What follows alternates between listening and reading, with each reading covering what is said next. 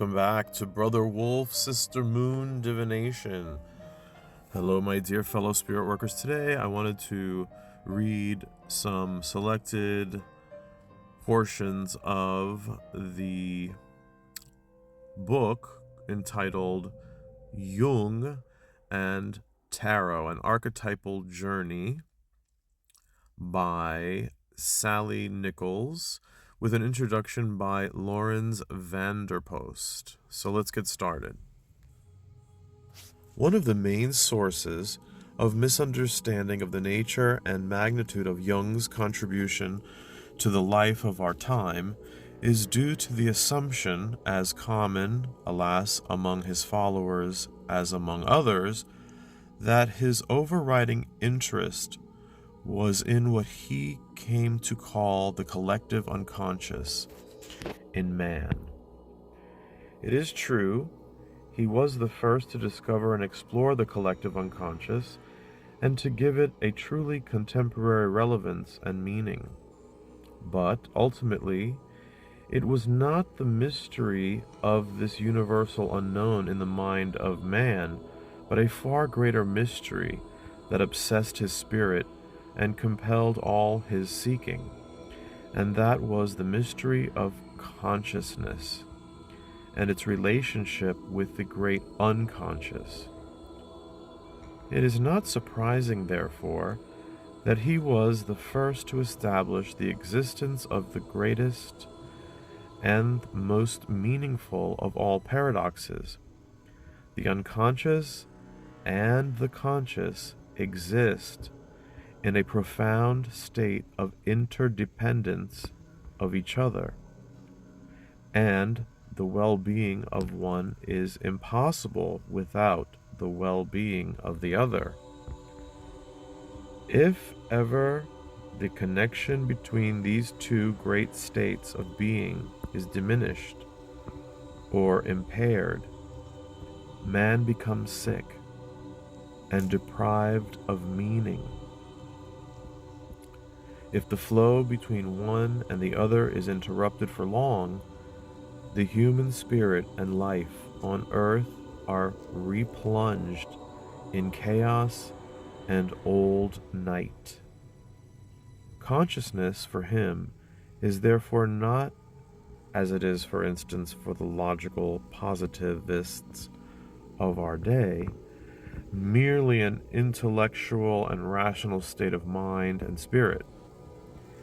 It is not something which depends solely on man's capacity for articulation, as some schools of modern philosophy maintain, to the point of claiming that that which cannot be articulated verbally and rationally is meaningless and not worthy of expression.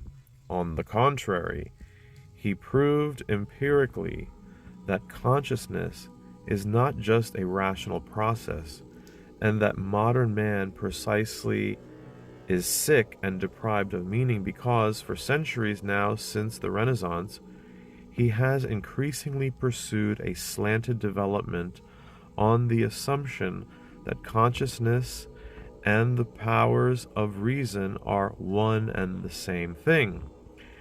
And let anyone who thinks this is an exaggeration just consider Descartes' quote, "I think, therefore I am," end quote.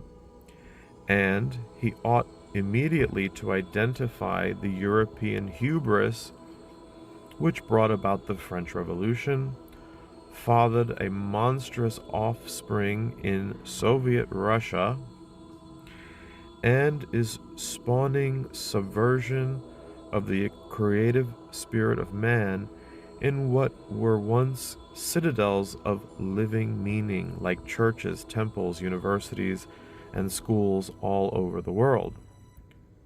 Jung produced evidence from his work among the so-called, quote, insane, and the hundreds of, quote, neurotic people who came to him for an answer to their problems, that most forms of insanity and mental disorientation were caused by a narrowing of consciousness and that the narrower and more rationally focused the consciousness of man, the greater the danger of antagonizing the universal forces of the collective unconscious to such a point that they would rise up, as it were, in rebellion and overwhelm the last vestiges of a painfully acquired consciousness in man. No. The answer for him was clear, that it was only by continually working at an increase of consciousness that man found his greatest meaning and realization of his highest values.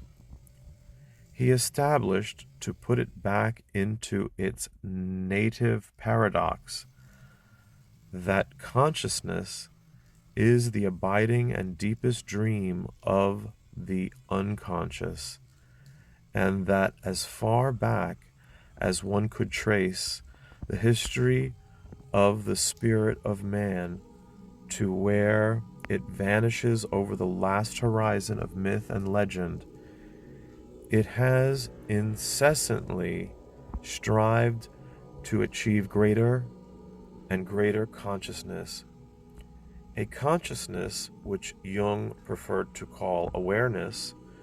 This awareness for him, and for me, included all sorts of non-rational forms of perception and knowing, all the more precious because they are the bridges between the inexhaustible wealth of as yet unrealized meaning in the collective unconscious, always ready to carry reinforcements for expanding and strengthening the consciousness of man, engaged in an unending campaign against the exactions of life in the here and now.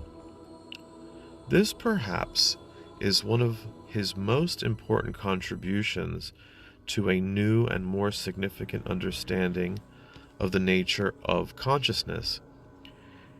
It could only be renewed and enlarged as life demanded it to be renewed and enlarged, by maintaining its non-rational lines of communication with the collective unconscious. For this reason, he rated very highly all non-rational ways along which man in the past has tried to explore the mystery of life and stimulate man's conscious knowledge of the expanding universe around him into new areas of being and knowing. This is the explanation of his interest. For instance, in astrology, and this, too, is the explanation of the significance of tarot. He recognized at once, as he did in so many other games and primordial attempts at divination of the unseen and the future, that tarot had its origin and anticipation in profound patterns of the collective unconscious, with access to potentials of increased awareness uniquely at the disposal of these patterns. It was another of those non-rational bridges across the apparent divide between unconscious and consciousness to carry night and day what should be the growing stream of traffic between darkness and light. Sallie Nichols, in her profound investigation of tarot and her illuminated exegesis of its pattern as an authentic attempt at enlargement of the possibilities of human perceptions, has in some such form as I have of necessity described in so oversimplified a fashion, performed an immense service for analytical psychology. Her book enriches and helps us to understand the awesome responsibilities laid upon us by consciousness. Moreover, she has done something in her book which people who profess to recognize the great work done by Jung so often fail to do. Jung, as a profoundly intuitive person, was compelled by his demonic vision not to stay long with any particular aspect of his vision. It needed all that he had of reason and the method of the devout scientist that he was to give him the will to stay long enough with a particular stage of his work to establish its validity empirically.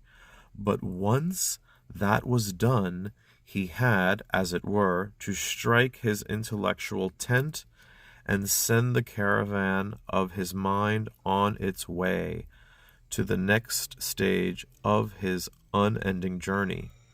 His spirit, inevitably, in an age so imperiled as ours, an intuitive soul exhorted him, was a spirit desperately in a hurry.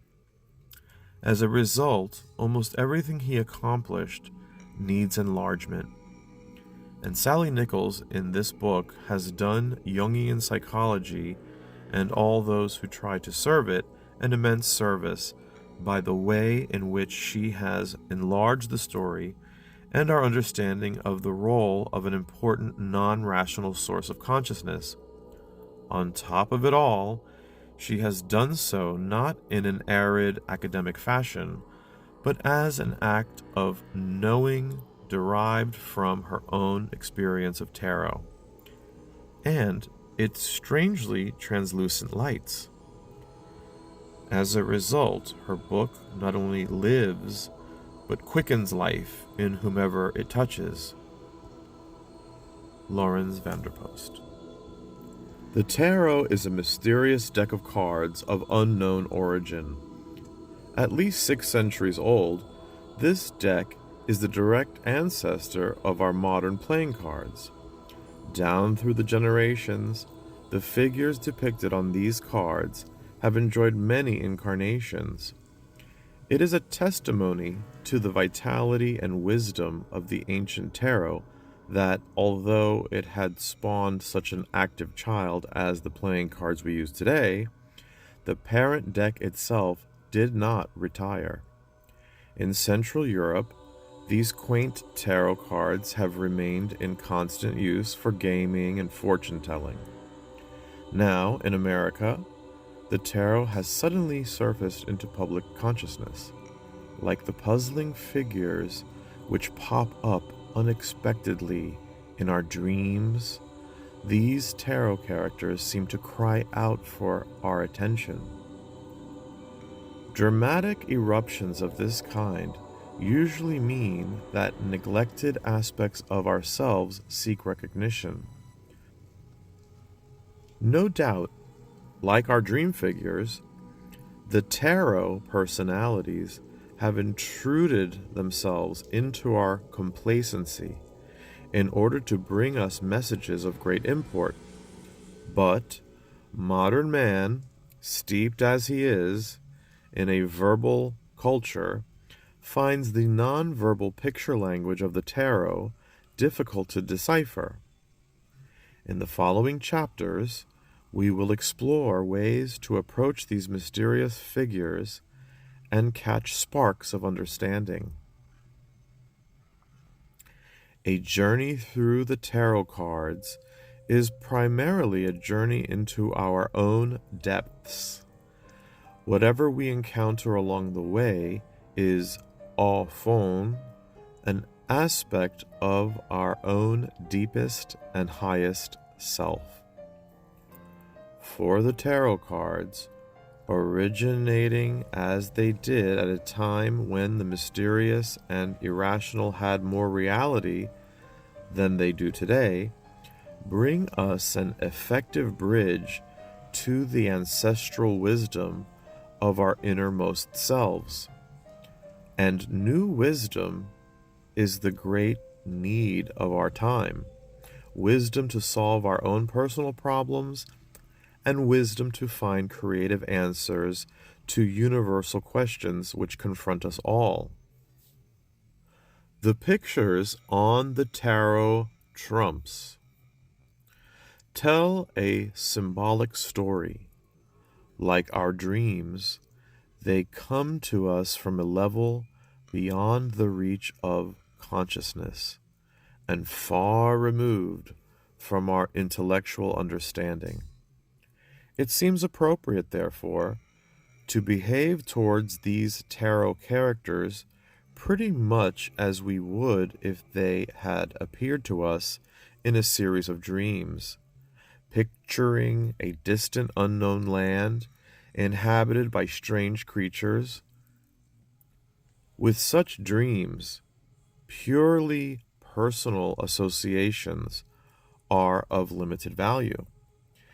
We can best connect with their meaning through analogy with myths, fairy tales, drama, paintings, events in history, or any other material with similar motifs, which universally evoke clusters of feelings, intuitions, thoughts, or sensations. Since the symbols pictured in the tarot are ubiquitous and ageless, the usefulness of these amplifications will not be confined to this book. The tarot figures in various guises are ever present in our lives. By night, they appear in our sleep, to our mystification and wonder. By day, they inspire us to creative action or play tricks with our logical plans. We hope that the material presented here will help us connect with our dreams, not only with those which come to us at night, but with those hopes and dreams of our daylight hours as well. The best way to get at the individual meaning of these cards for oneself is to approach them directly, as one would the paintings in an art gallery. Like paintings, these trumps are so-called projection holders, meaning simply that they are hooks to catch the imagination. Speaking psychologically, projection is an unconscious, autonomous process whereby we first see in the persons, objects, and happenings in our environment those tendencies, characteristics, potentials, and shortcomings that really belong to us. We people, the exterior world, with witches and princesses, devils and heroes of the drama buried in our depths. Projecting our inner world onto the outer one is not a thing we do on purpose. It is simply the way the psyche functions. In fact, projection happens so continuously and so unconsciously that we are usually totally unaware it is taking place. Nevertheless, these projections are useful tools toward gaining self-knowledge. By viewing the images that we cast onto outer reality as mirror reflections of inner reality, we come to know ourselves.